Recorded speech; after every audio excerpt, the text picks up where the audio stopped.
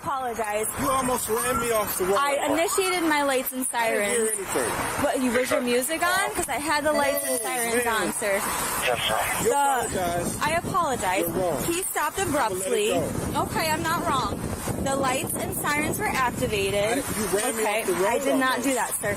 The lights and sirens on my you apologize marked for? patrol Victor George, because he stopped 545. abruptly, causing me to stop And I almost abruptly, caused an causing accident. you to stop abruptly. Right. And I apologize for that. However, the lights and sirens were on. So aside from the gaslighting and condescending tone, this officer isn't actually apologizing for anything, since she's still refusing to take any responsibility for putting both drivers in danger with her reckless approach. And once her backup arrives, things start to get out of hand. You called backup for your safety, but Well, you don't pull up behind an officer on a traffic stop. you don't even know what's going on. You're right, I don't. So why are you saying that? Because I'm here, and what you're doing right now is against the law. Okay, hold on. I'll explain it to you, okay? Doing what you're doing right now? No, sir. She almost ran me off the road. Okay. Again, you didn't yield to lights and siren. You came out. She was next to me and stopped and almost ran me off the road. Okay, What are you talking okay, about? listen to me. You asked my reasonable articulable suspicion. It's not a I'm probable not under cause. arrest. If you arrest me, you violate my rights. I don't want to arrest you. We have to You're ID going to you. violate my rights. That's what you're going to Okay, do? we have to ID you. Female officer's refusal to take responsibility for her actions has paved the way for the situation to be escalated to this point, which is now turning very dangerous for both drivers. All I'm asking you I'm a is private citizen. just take your hands out of your pocket while we're talking, Right. okay? I called for backup, all right? Yeah. I initiated a traffic stop. I understand you and I and that gentleman, we all just saw what happened, okay? Right. I'm calling for another person because I'm dealing with one person who I don't know who I'm dealing with. I'm not And you expecting. get out, listen, sir, let me speak. Let me explain to you. I call for another person because I have a man getting out of a car walking towards me. You know how society is. I know how society Open the is. door. Now listen. Right. I'm asking you to identify yourself so I can let my dispatcher know who I'm out with. If you don't identify yourself, that is obstruction. You are the one that came Obstruction out. is a secondary crime. It's What crime did I commit? There's no crime, but I'm no crime, I I'm don't need to identifying you. Obstructing is a What crime. crime? Obstructing is a You need to crime. Identify yourself, Chris. She almost ran me off the road. And then I still have to identify you. No, you don't. Yes, I do. Okay. Well, I'm going to call into the car. You can arrest me. Okay, turn around. Because I didn't do anything. Okay, turn around. Then the officers arrest the complaining driver for a refusal to identify himself despite him committing no crime. All he did was wait for the officer to conduct the first part of her traffic stop so he could have the opportunity to tell her how she just endangered him. How did I interfere? She almost ran me off the road. And you could have pulled off and waited and called. I did wait when she said I wait. mean, I'm cool with letting him go. He just, I didn't understand. He's in handcuffs. And he's being a jerk.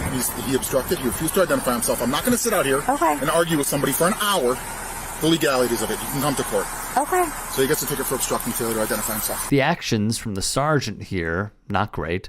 Even after the female officer eventually admits fault after fully briefing him on the sitch, he still wants to force the driver to go through the legal system for such a clear violation of his rights. The sergeant wants me to give you a ticket for obstruction, okay? I'm not going to do anything else. Listen, he is the boss. He is the boss. I don't have to refuse if I didn't commit a crime. This is Samuel Scott Jr., who is wrongfully detained and arrested after he himself called Miami PD. Put your hands behind your back for me. Huh? Put your hands behind your back for me. 432. I'm being arrested. Detained right now. Why am I being detained though? I'm going to explain to you in a minute. 4221, right? Just come with me for a second. Where's your ID? Right there. You're going to take all your stuff? We can't take this. So this. Can you like, what about my kids? I mean, I literally went over there to see my kids and everything. My kids are. Where are your kids? I was with them. Where are They're they? over there. What's the name? They're over at my cousin's house. So, When? huh? When? What? I've been over there since what? I want to say at least 5:30, 6 o'clock. I actually walked back over here. You have two IDs? Yeah. That's not good. Yeah. Well, one is an ID and one is a driver's license. Okay. All right. Are you going to take me to see my kids or something, or am I going Listen to me. You're being detained. Okay? When we get the story together, I'll let you know what's up, okay? All right, but still not okay. You mind if I sit in your car? I really don't know It's a bigger space. what I did. I really don't care, but... Alright, okay.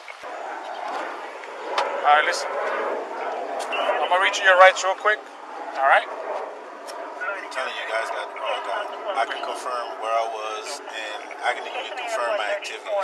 I recently logged off of the VPN at my job. Okay. At what time? Roughly before I came over here, before I called you guys. Okay. But I'm telling you, you guys got the wrong guy. Okay. The description of the car of the guy that took off from your car is just like yours. But that's half of Miami, bald-headed with a beard. Even if he had dreads, it's dreads with a beard. Okay. But then it's not fair. I mean, like I said, my kids, I called because my car got stolen. So they place him in a SWAT car and question him. My kids are over there. They don't even know what's So going on. what time was your car stolen? I told you, probably around about 5. I didn't pay attention to the time. I really just jumped out of the car to go see. That's it. If you want, like I said, we can go. Like, I had my kids and stuff like that, dropped them off, came over to say hi. And I went, I mean, I don't know what happened. I don't. I mean, like I said, I know the people that stay across there, over here, all over the place. I don't know what happened. My car just, somebody jumped in, drove off. And I'm sorry, but I'm telling you, I didn't do it. I mean, literally, I mean, why would I call the police? I mean, I called because my car is stolen. I mean, how many of my kids are going to get home? My pillow, my work ID, my work stuff, all of that stuff is in there. Why would I? That's why I'm like, why am I in handcuffs? If I'm calling them and I'm... Just give me a second. You never been arrested before? No. Sure about that? Yeah.